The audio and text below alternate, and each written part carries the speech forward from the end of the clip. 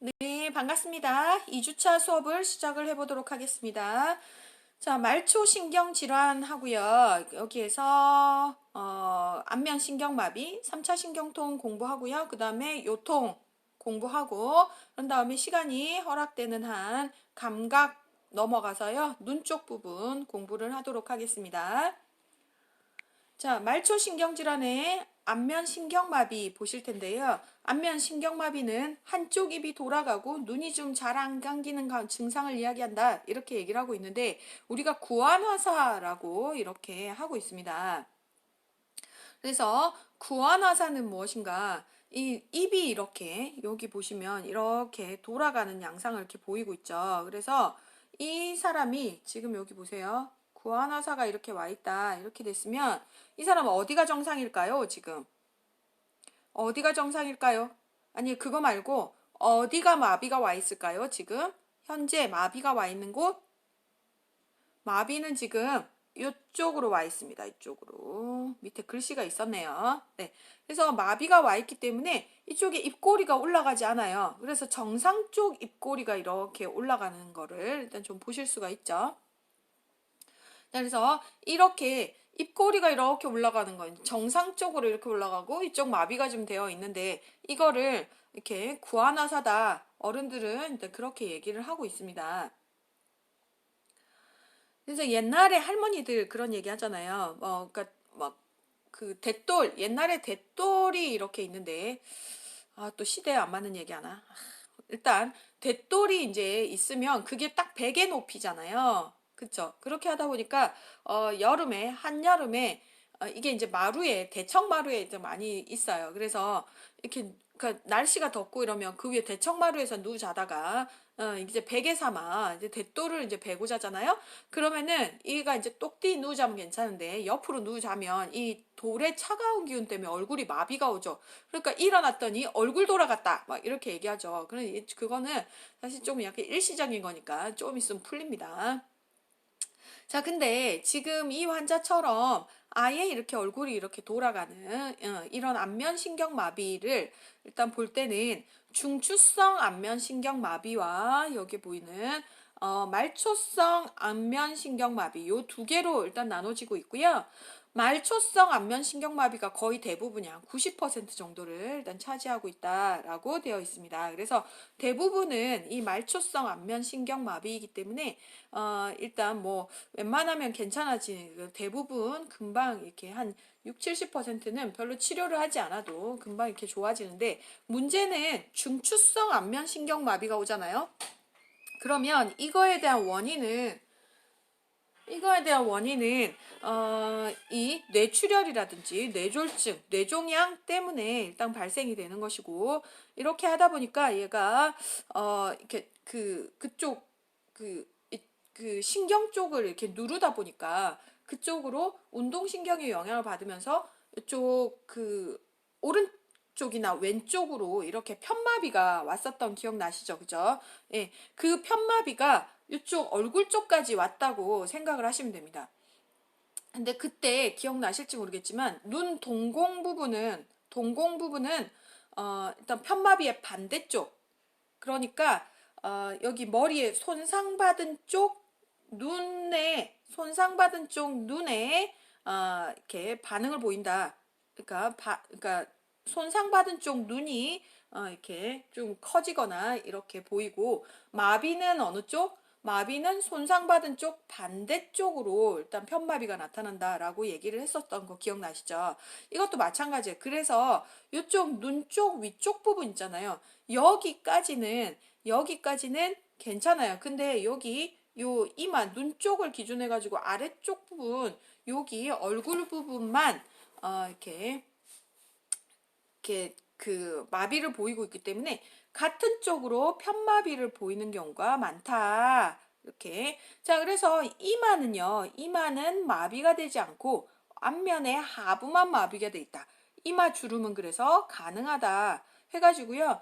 요거 중추성 마비와 말초성 마비를 비교하는 걸로 해가지고 요 이마 주름 가지고 되게 많이 나오고 있습니다. 그래서 요 부분 꼭 비교를 해주시면 좋겠고요.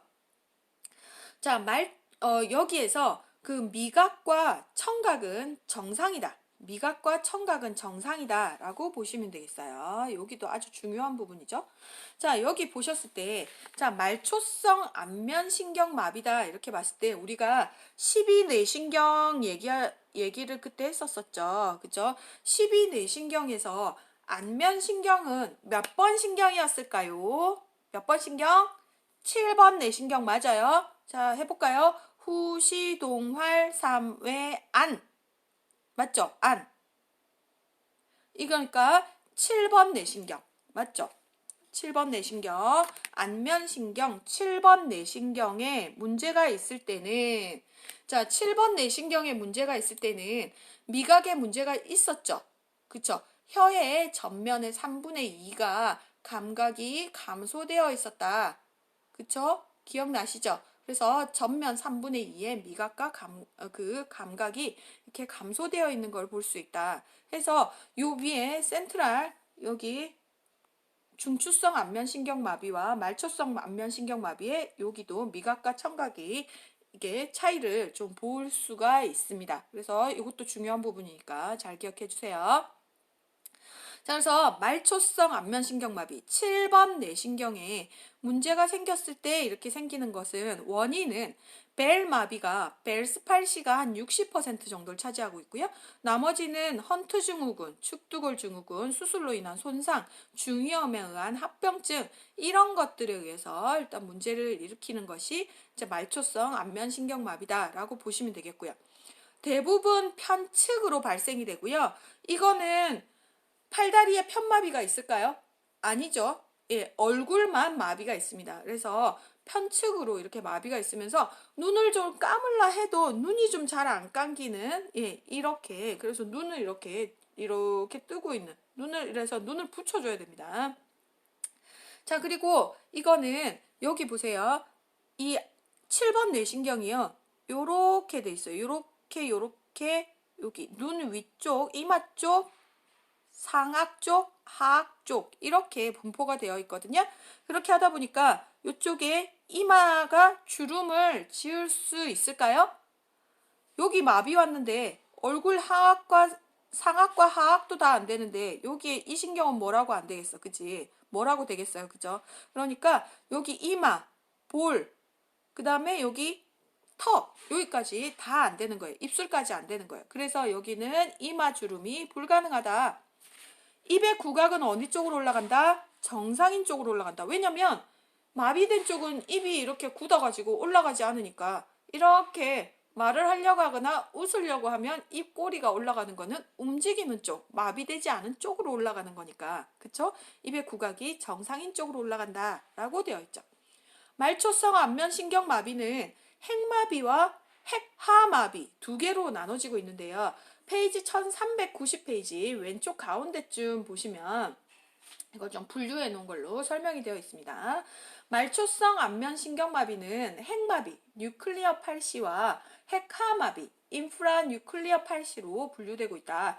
뇌교 내의 혈관장애, 종양, 염증, 연수 공동증 등으로 일어나는 것이 핵성마비, 뉴클리어 팔시고 가끔 외전신경이나 피질척수로의 장애가 합병증으로 나타난다. 이렇게 되어 있죠.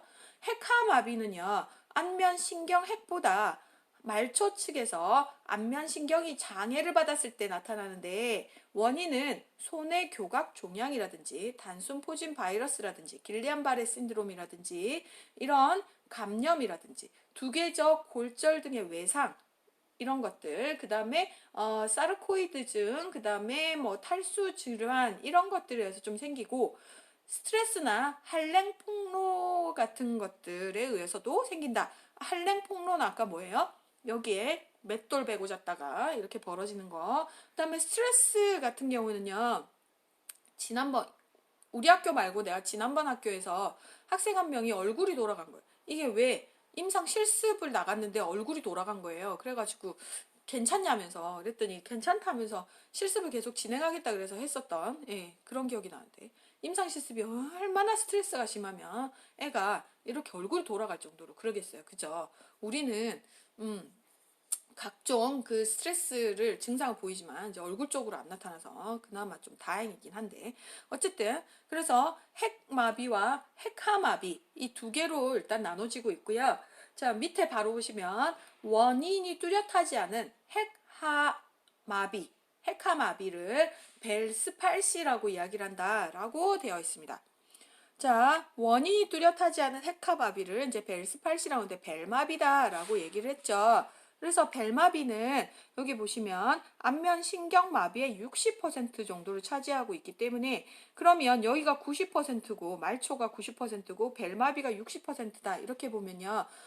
뭐 이게 좀 되면 거의 원인이 없는 게 한 6, 70% 정도 되는구나 라고 이렇게 기억을 해주시면 되겠고 뭐 대부분은 이제 벨마비겠구나 라고 생각을 하셔도 괜찮겠습니다.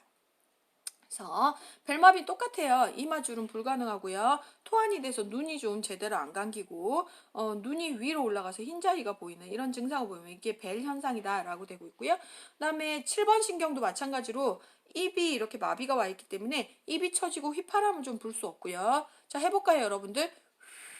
이렇게 휘파람 소리가 나야 되고요. 그 다음에 이쪽 여기 마비가 되었기 때문에요. 침을 이렇게 삼키면 제대로 안 돼요. 그래서 이쪽이 마비된 쪽으로 이렇게 침을 이렇게 흘리고요. 구음장애, 입이 새는 거예요. 이렇게 이렇게 좀 새는 구음장애가 좀 나타나고 평소 위치에 따라서 눈물의 양이라든지 타액량이 일단 감소되고 청각 과민이라든지 미각 소실 이런 증상을 좀 보이고 있다. 6, 70% 정도는 저절로 회복이 되는데 이게 회복되는 기간이 평균 1.5개월 정도니까 한 6주 정도 일단 소요가 된다라고 보시면 되겠습니다. 자, 근데요, 회복이 늦어지는 경우 안면 근육 쇠약 등 후유증이 남을 수 있다라고 되어 있죠. 자, 어쨌든 일단 6주라도 여기에 보시면 이따가 뭐 치료하는 거가 이제 운동요법이 이제 계속 나오고 있는데 이게 우리 기부스 해보셨죠? 기부스 했더니 어떻게 됐어요? 그쪽으로 이렇게 근육이 확 수축이 됐죠? 그러면 이제 회복되는데도 또 시간이 걸리잖아요. 그러니까 여기에 이제 운동을 계속 이렇게 해줘야 되는데 이게 이제 계속 이렇게 그 회복이 늦어지고 이렇게 되면 이거에 아무래도 아무리 운동을 해도 이거 영향을 좀 간다는 거예요. 그래서 이거에 대한 그 쇠약 때문에 이제 후유증이 좀 남을 수 있다. 이렇게 보시면 되겠습니다. 그래서 일단 빠르게 발병 직후에 바로 즉시 치료를 하셔서 이 근육이 쇠약되는 거를 좀 막아주셔야 되겠다라고 이제 보시면 되겠습니다. 자, 그래서 벨스팔시건 안면신경마비건 일단 보존 치료 하셔야 되는데요. 물리치료로 습열이라든지 부드러운 마사지기로 이제 신경 자극 등 해가지고 요즘 물리치료실 가면 초음파 치료 막 이런 거 하잖아요. 그런 거 하고 운동을 하셔야 되는데 한 5분 정도 거울을 보면서 얼굴을 찡그리거나 이렇게 눈 꼭 감기 7번 신경 우리 그때 할 때 얼굴 이렇게 눈 감아 보세요. 휘파람 불어 보세요. 이마에 주름 줘 보세요. 이렇게 간호사정할 때 했었던 기억나시죠? 예, 그거를 그대로 계속 운동을 시키는 거예요. 예, 그렇게 해서 이제 얼굴을 계속 이렇게 하루에 한 3, 4회 정도, 5분 정도씩 이렇게 해서 운동을 시키는데 휘파람 불기, 뺨에 바람 넣기 이런 것들 해가지고 계속 운동을 시키시면 되겠습니다. 자, 스테로이드라든지 혈관 확장제 이런 것들 이제 사용을 해서요. 안면 신경의 부종을 감소시키고 이제 혈액 공급을 원활하게 하는데 도움을 좀 주셔야 되겠고요. 그다음에 얼굴을 이렇게 안면 밴드로 좀 지지를 하시면 좀 도움이 좀 된다고 해서 그래서 테이핑 요법이라고 하죠, 요즘. 그래서 안면 밴드로 좀 지지를 해준다. 자, 이게 근데 계속 이 보존 요법을 했는데도 별로 효과를 못 본다. 이렇게 되면 뭘 해야 된다? 수술요법을 해야 한다. 그래서 이렇게 고려를 하는데 정도가 이게 증상이 급격히 이렇게 계속 나빠진다. 이렇게 되잖아요. 그러면은 외과적으로 안면 신경 감압술을 일단 시행을 해줄 수도 있겠다. 그리고 신경 절단이 만약에 외상으로 인해서 됐다. 이렇게 되면 연결 수술을 좀 시행을 해준다든지 이런 것들 하는데 이거는 다 수술요법은 언제 해주는 게 좋겠다? 근육 소실 전에 해주는 게 좋다. 근육 소실이 되면 이게 수술이 훨씬 더 까다롭고 힘들기 때문에 어쨌든 이거 어떻게 된다? 안면신경마비가 생겼다 그러면 최대한 빠른 시간 내에 치료가 적용이 되고 치료가 적용이 돼서 빨리빨리 이게 해결이 안 되면 또 수술도 빨리 고려를 해서 빨리 진행을 해줘야 되겠다라고 보시면 되겠습니다. 합병증으로는요, 각막궤양, 시력장애 이런 것들이 좀 생길 수 있죠. 그래서 낮에 인공 눈물이라든지 보안경 사용하시고요. 밤에 안대 적용해서 각막 건조를 예방을 해주셔야 되겠어요. 자, 시기는요, 침범받지 않은 쪽으로 음식을 먹도록 하고, 음식 섭취 후에 구강 간호를 잘 해주셔야 되겠다. 자, 만약에 센트럴 안면신경마비가 와 있잖아요. 그러면은 편마비가 와 있잖아요. 이렇게. 그쵸? 그러면은 어느 쪽으로 가야 할까요? 편마비가 생기지 않은 쪽으로 가셔야지만 이게 얼굴도 정상인 쪽으로 일단 가는 걸로 생각을 하시면 되겠죠? 네, 이렇게 보시고요. 예방은 특별한 예방법은 없지만 맷돌 베고 자지 말자 뭐 이런 것도 있고 뭐 스트레스를 아무래도 좀 조절을 좀 하면 좀 도움이 되겠죠. 그리고 이제 중이염 같은 거 이런 거 생기면 염증 조기 치료 해주셔야 되겠고요. 안면이나 두부를 심하게 다치지 않도록 항상 주의해야 되겠다. 그래서 예방 치료 이렇게 보시면 되겠습니다. 자, 3차 신경통 일단 넘어갈게요. 자, 3차 신경통 보시면요. 3차 신경은 12내신경 중에 몇 번 신경일까요? 3차 신경. 자, 또 한 번 불러볼까? 자, 시작. 후시동활 3. 됐죠? 그러면 몇 번 신경? 네, 5번 내신경 되겠습니다. 그래서 5번 내신경인데, 자, 5번 내신경은요, 통증성 T이다라고 부르고 있는데요. 이게 왜냐면 급격하고 강한 찌르는 듯한 통증, 감전된 것과 같은 안면의 발작적 통증을 특징으로 한다. 이렇게 돼 있어요. 그래서 3차 신경통은요. 이거는 영어를 내가 일부러 적어놨어요. 스태빙은 뭐예요? 찌르는 듯한 이렇게 되는데요. 전라도 말에 의하면 조수는 이렇게 막 칼로 찌르는 이런 그래서 가지고 막 오르겠으면 칼로 이렇게 막 찌르는 듯한 이렇게 막 하여튼 전라도 표현이 진짜 딱인 것 같아. 이렇게 전라도 사람들 같고 정말 얼굴을 조수는 것 같아요. 이렇게 얘기를 하고 하잖아요. 그래서 그렇게 통증이 진짜 어마어마하게 심한 거예요. 감전된 것과 같은 shock like 직 전기 오는 듯. 자, 신경통 있잖아요. 이거는 우리가 다리 쪽, 허리 쪽 있다고 배우겠지만 허리 쪽도 어떻게 돼요? 허리가 아픈데 뒷다리가 저려요. 이렇게 얘기하죠. 그래서 통증이다. 이렇게 되면 여기에 저리는 것도 통증에 들어가잖아요. 이것처럼 얘도 신경과 관련됐기 때문에 얼굴이 저리는 듯한, 감전된 듯한 이런 느낌의 발작적 통증을 느낀다. 환자가 이렇게 되면 환자 이렇게 막 심하게 통증이 있고 막 이렇게 아프니까 얼굴 쪽으로 이렇게 아프니까요. 완전 정말 미치고 팔짝 뛸 일이죠. 그러면 이 사람 있잖아요. 멀쩡히 잘 있다가 밥 먹다가 생기고 하품하다가 생기고 이렇게 되니까 움직이려 하겠어요. 밥을 먹으려고 할까요? 사람을 만나려고 할까요? 안 하죠. 예, 그거에 대해서 이제 뒷부분에 이제 간호에서 이런 부분들이 그래서 이거와 관련해가지고 이제 간호를 쭉 이제 하는 걸로 되어 있습니다. 자, 통증은요, 입 안을 포함해서 턱과 이마의 거의 모든 곳에서 발생한다. 그래서 3차 신경은 이렇게 귀 쪽부터 시작해서 안면신경하고 비슷하게 가요. 이게 3, 이렇게, 3자, 3자, 이렇게. 예, 해서 여기 이렇게 통증이 이렇게 와요. 그렇게 해서 여기 얼굴, 턱과 이마, 모든 곳에서 이렇게 발생을 하면서 입 안까지도 이렇게 생기고 있다. 예, 대체로 어느 쪽? 얼굴 한쪽 편에서 이렇게 생긴다. 중장년층에서 호발하고 있고 여성에서 특별히 이제 더 생기고요. 다발성 경화증 있는 사람한테 발생률이 더 높은 것으로 되어 있다라고 되어 있어요. 원인은 모르겠습니다. 하지만 3차 신경의 혈관에 대한 압박과 탈수가 영향이 있지 않나. 그리고 치아와 턱의 손상, 감염, 동맥류, 종양으로 인한 3차 신경이 압박을 받아서 생기는 것이지 않을까라고 보고 있습니다. 증상은 얼굴의 감각저하, 저작 근육의 약화 이런 것들이 이제 발생이 되고요. 그다음에 인접한 다른 뇌신경 기능 부전이 동반되는 경우가 좀 많다. 참기 어려운 심한 편측성 통증이 갑자기 나타나서 수초에서 2분 내에 사라지면서 반복적으로 일단 나타난다. 순간적으로 얼굴을 움찔움찔하기 때문에 이를 유동성 틱이라고 한다라고 되어 있어요.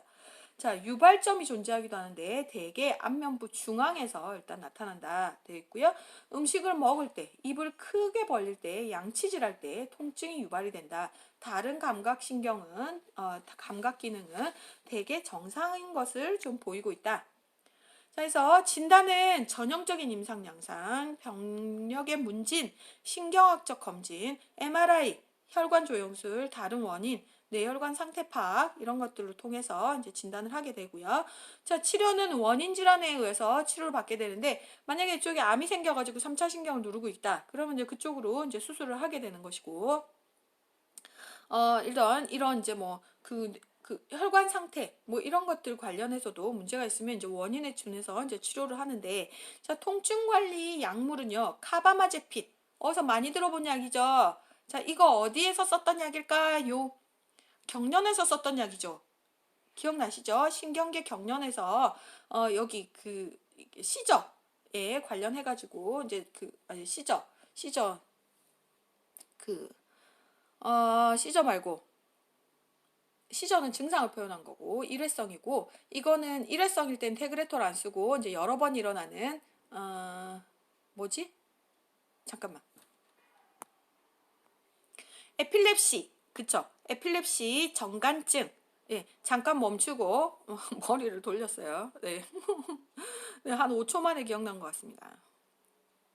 그래서 에필lep시, 정간증, 예, 이때 쓰는 게 이제 테그레톨이었죠. 그래서 항경련제로 이제 사용했던 이제 카바마제핀을 이제 좀 사용을 하게 되면 신경말단 전도 감소로 인한 통증 완화가 되고요.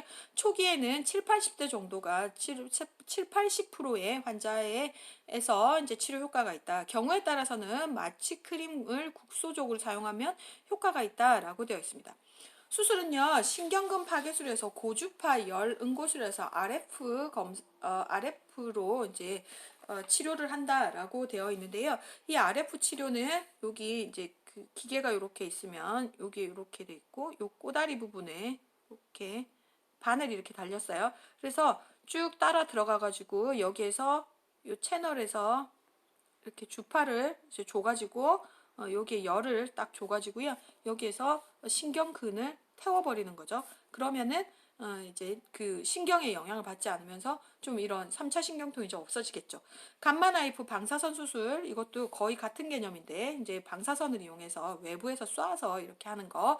그다음에 3차 신경 미세혈관 감압술, 그래서 3차 신경을 만약에 압박하고 있는 혈관이 있다거나 이런 거 있을 때 혈관의 위치 조정을 좀 해주는데, 이건 개두술을 시행을 해야 되는 거니까 그 개두술을 시행할 만한 몸의 컨디션이 돼야 되고요. 65세 이하여야만 이제 할 수가 있다라고 되어 있습니다. 성공률은 약 90% 정도로 아주 효과가 좋다고 하고요. 자, 이런 이제 수술을 이제 하시고 났다. 여기 신경근 파괴술이나 감마나이프 수술을 하시고 났잖아요. 그러면은 수술 여기 뭐 부위나 방법에 좀 따라 다르겠지만 안신경의 감각 장애로 인한 그 통증 지각의 저하라든지, 그리고 여기에 3차 신경은 요 각막 반사를 보았잖아요. 그래서 이 각막 반사 사라지는 경우가 있어서 이런 경우에는 안구 보호라든지 감각 이상이 회복이 될 때까지 뜨거운 음식을 섭취하는 것을 금지하셔야 되겠다. 6개월마다 치과 검진을 하셔라라고 되어 있습니다. 감각이 떨어져 있기 때문에 아무래도 입 안쪽에 그 구강 상태에 영향을 좀 줄 수가 있고 이러기 때문에 그러니까 치과 검진을 하는 걸로 권장이 되고 있습니다.